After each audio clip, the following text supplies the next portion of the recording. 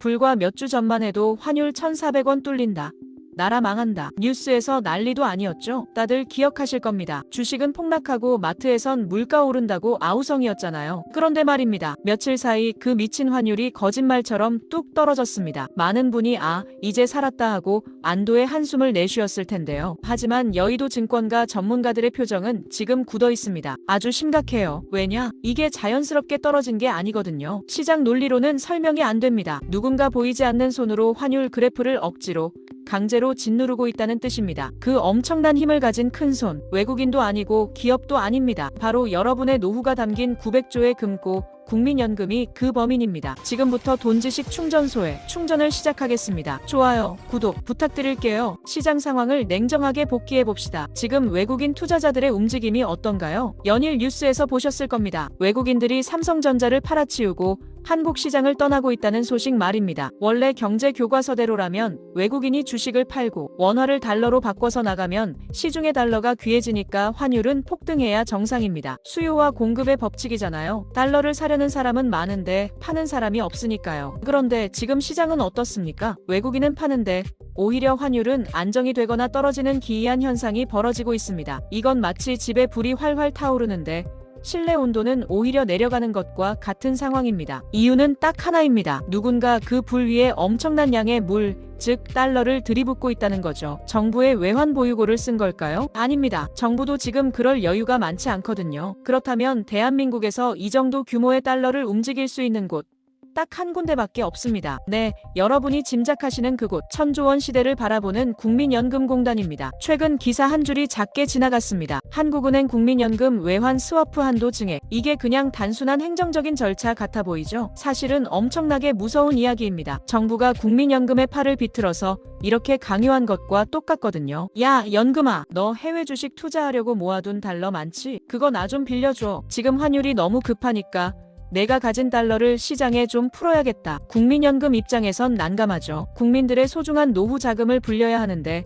정부가 달라고 하니까요. 하지만 힘이 있나요? 결국 스와프라는 이름으로 거액의 달러가 한국은행으로 넘어갑니다. 자, 외환 스와프라는 말 뉴스에서 참 어렵게 설명하죠. 원리는 아주 간단합니다. 그냥 마이너스 통장을 뚫었다고 생각하시면 됩니다. 거래 구조는 이렇습니다. 국민연금은 금고에 있던 달러를 한국은행에 넘겨주고 그 대가로 한국돈, 원화를 받습니다. 물물교환이죠. 그럼 한국은행은 그 빌려온 달러를 어떻게 하느냐? 바로 외환시장에 내다 팝니다. 시장에 달러가 갑자기 많아지니까 자연스럽게 환율이 떨어지겠죠. 겉으로 보기엔 환율이 안정된 것처럼 보입니다. 그래프도 파란불이 들어오고 아주 평화로워 보이죠. 하지만 착각하면 안 됩니다. 이건 우리가 무역해서 벌어둔 내 돈이 아닙니다. 미래의 돈을 잠시 빌려서 막은 겁니다. 쉽게 말해 당장 카드값 낼 돈이 없어서 현금 서비스를 받아막는 전형적인 카드 돌려막기와 다를 게 없는 구조라는 겁니다. 여러분이 매달 월급에서 떼인 소중한 보험료가 지금 이 순간에도 환율 방어전의 소모품,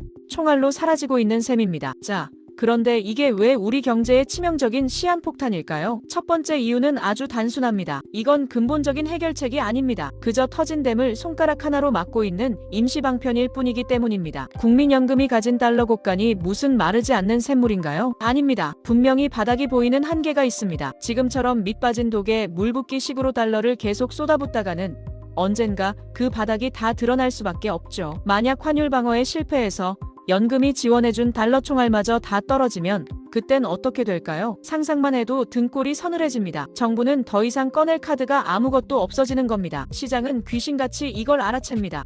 정부 이제 돈 없구나. 그 사실이 알려지는 순간 우리가 믿었던 마지막 방어선이 와르르 무너집니다. 그때는 1,400원이 문제가 아닙니다. 아무도 막을 수 없는 진짜 폭등이 시작됩니다. 환율 1,500원. 이 숫자는 단순한 숫자가 아닙니다. 시장을 지탱하던 심리적 댐이 무너지는 겁니다. 이 마지노선이 뚫리는 순간 이성은 사라지고 시장은 완벽한 패닉 상태에 빠지게 됩니다. 외국인 투자자들은 한국 경제는 이제 끝났구나라고 판단하고 짐을 싸기 시작하겠죠. 너도 나도 한국 주식과 채권을 팔아치우고 달러로 바꿔서 탈출하는 자본 엑소더스가 일어납니다. 그리고 주식시장에서 시작된 이 거대한 불길이 곧바로 은행 창구로 옮겨붙게 됩니다. 네, 여러분이 뉴스에서나 보던 그 끔찍한 뱅크런이 현실이 되는 순간입니다. 내 예금을 영영 못 찾을 수도 있다는 공포가 대한민국 전체를 집어삼키게 되는 겁니다. 두 번째 문제는 바로 수익률입니다. 뱅크런보다 이게 사실 우리한테 더 직접적인 손해예요. 원래 국민연금은 그 달러로 미국 주식,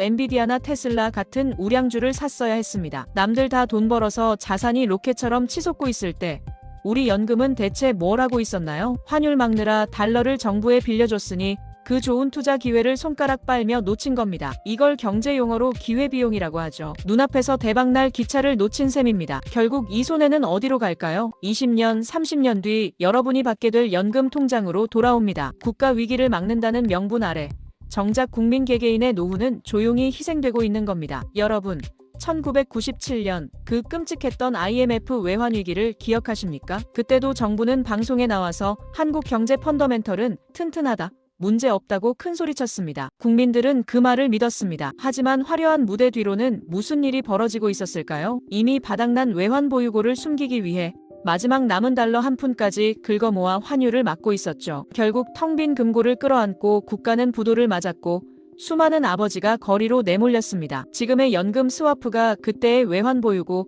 털기와 소름 돋게 닮아있다는 경고가 끊이질 않습니다. 역사는 반복된다고 하죠. 우리가 과거의 교훈을 잊는 순간 그 악몽은 또다시 찾아올 겁니다. 자, 그럼 우리는 손 놓고 정부만 바라보고 있어야 할까요? 절대 아닙니다. 내 돈은 내가 지켜야 합니다. 정부가 책임져 주지 않는다는 걸 우리는 이미 배웠습니다. 지금 당장 원화올인 전략을 수정해야 합니다. 한국 돈의 가치가 흔들리고 있으니까요. 자산의 일부를 달러나 금 같은 안전자산으로 옮겨두는 분산 투자가 필수입니다. 계란을 한 바구니에 담지 말라는 격언.